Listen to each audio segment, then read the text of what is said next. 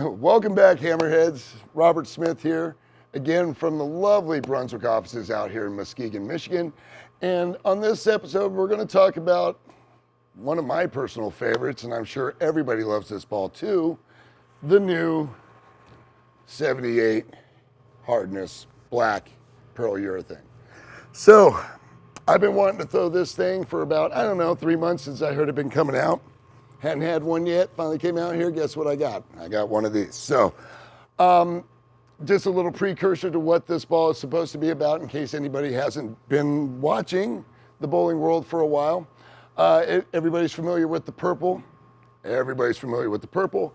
As we all know, with the PBA rule guidelines and stuff, all urethanes that were made pretty much before yesterday are not allowed to be thrown on tour anymore because they're too soft. So what Hammer's done is come out with a urethane ball that is within the hardness specs that the PBA sets.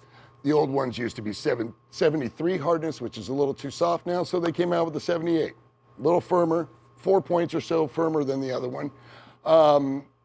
What this is supposed to do relative to the purple is it's supposed to be a little bit cleaner through the front. With the ball being harder, makes sense. Means it doesn't have as much give in the shell, traction, so it's going to push down lane a little easier. With the urethane motion too, this isn't going to have a ton of back end. It shouldn't, at least. But what it will do is read early. And if anybody's seen a urethane ball that comes right out of the box, this thing reads very early. So I'm, again, haven't thrown one of these. This is my first time throwing this. So I'm going to treat this like every other urethane that I've done, which is I'm going to stand to the right as far as I can. I'm going to throw it right up first arrow. I'm going to watch it hook into the left gutter at about 12 feet, and I'm going to giggle.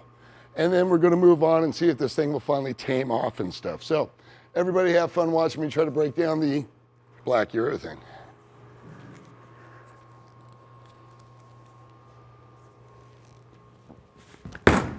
Oh, that a boy. Oh yeah, that had about 4 hook spots. That's how aggressive that was. Awesome. No, but if anybody has ever thrown a urethane, especially brand new out of the box, first crack, there's something with that urethane cut. It's got so much teeth on it that it can't do anything but just grab the lane and go left. So like with any urethanes, I'm expecting to break this down. It's going to take about 10, 12 shots, sometimes maybe a little more just to make sure we can get this predictability out of the ball. Once it starts settling down, you can start making your moves a little bit easier. Start deciding if you like the way it starts getting a little smoother, stay with it. Or if you're like, nope, I still want to stay rough to get that earliness, you have that option. But for me right now, we're just learning what the ball does. So watch me throw a few more shots. We're just going to keep throwing until this thing calms down. So last shot, right up 5 board, went in the gutter, right about 55 feet. Almost got the 7 pin. We're going to do the same shot, see if we can hit the 7. Oh, we're getting better. It's starting to smooth out. We got a little bit less hook. I'm excited about this. But that's only shot 2. So again, same rules. We're just going to keep staying in that same spot until it calms down enough till it's predictable. I'm not trying to make it strike out of the gate. I'm going to get a false read out of the first few shots. So just beating it down, smooth it out, see what it gets to.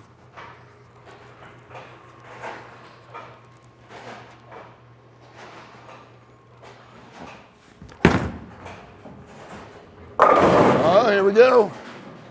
Doing what it's expected to.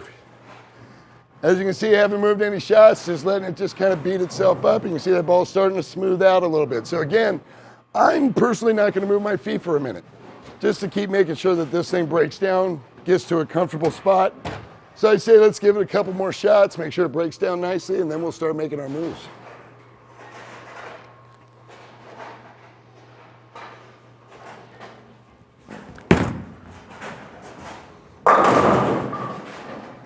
Getting flusher.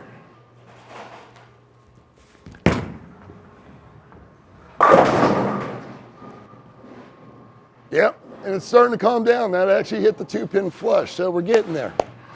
All right, so I'm a little impatient. I want to throw some strikes with this thing, so I lied. We're going to start moving now. So again, with this ball being a urethane, it likes friction. It does not like oil. So I am going to try to throw this ball in the gutter every shot. And we're just going to see how hard and early this thing keeps popping until it doesn't do it anymore. All right, so I'm going to move, let's move 10 left. And my break point is going to be at the gutter at about 35 feet.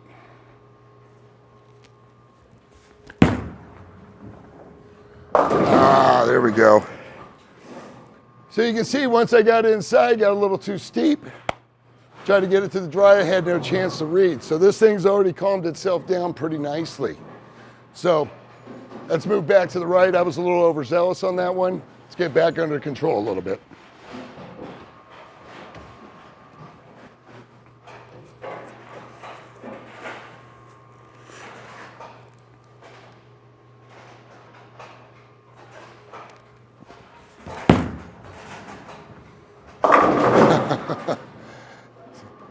Get a little too close to the gutter, takes off. All right, so as you can see on that last shot, after moving too far left and the ball didn't even pick up, I moved back to the right, definitely got closer to the early hook on the gutter, and again, it read too fast. So sometimes this is kind of the mistakes you fall into with lead because the dry and the oil is so clipped, and since there's such a distance gap between where the dry starts and where the oil ends on that zone, you start getting into these little weird pockets where you move a little left, the ball forgets to hook, you move a little right, and the ball doesn't push. Kind of normal on your things with house shots, but if you can kind of learn to let them just kind of do what they want to do, which is read early, you can still kind of figure these out. So, as you can see, I moved back to the right. Ball hooked too quick again. I am going to go back to where I left that rail. But this time what I'm going to do is I'm going to throw it slower and try to get it to the right even faster to give it time to hook and read out of that spot. Let's see if I can get it done.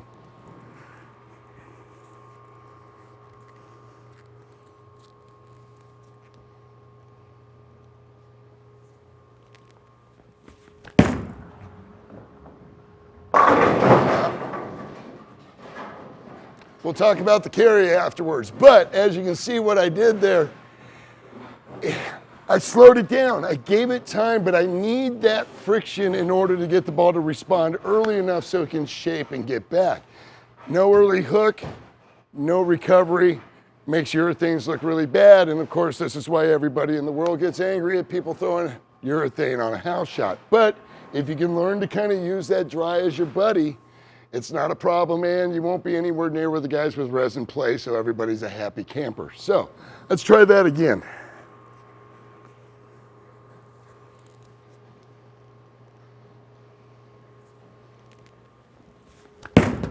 Way early. Oh, we get to go have some fun with this urethane ball. So there's a lot of friction out there on the gutter. So let's have some fun. Let's see if we can go left, keep it slow, face it early, see if we can get it to recover a little bit. But the trick is on this, you have to get it to the dry quick, otherwise it won't face up in time. The one thing with urethanes, they just don't have that tackiness like the resins do, so that's why they're not very responsive on the back. All right, so we were there. We went Brooklyn missing right. That's always a good miss, so let's go 3 more boards over.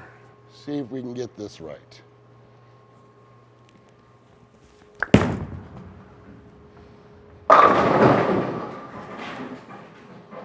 This ball hits like a truck.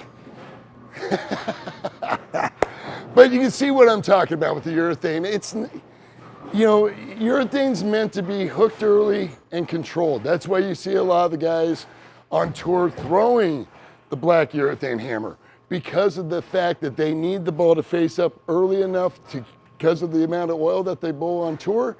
But, you know, the guys throw the ball really good, so they don't really look for a lot of back end. They're looking for some control on the back end. And then once this kind of gives up and gets a little wiggly, then the resin stuff makes sense, because now it'll recover out of the back end much easier. So, but remember guys, urethane's not meant to be hooked on the back end. It needs to hook in the front in order to do anything on the back end. So, stone 9, we're moving left. And we're just going to keep going left until it decides to strike for me. There we go. All right. So as you can see, urethanes are weird. They're not just going to jump out and just say, here I am, this is how I'm going to look for the rest of the time owning it. It takes a little nurturing. You've got to break them in a little bit, get them under control. As you can see, mine would hook real quick on the front part of the lane, move a little in, get enough oil, all of a sudden kind of zoom off a little bit. They're not bad, but they really need some time to really get learned. I mean, this is an interesting ball. You got to remember, it's coming back from 30-something years ago. But what it offers is a unique perspective on how to play the front of the lane, the first 20 feet instead of always the back 20. But again, with these, like anything else with urethanes, you got to give them time. Let them work themselves in. So, guys, I hope you enjoyed the black urethane hammer. Until the next one, be good, hammerheads.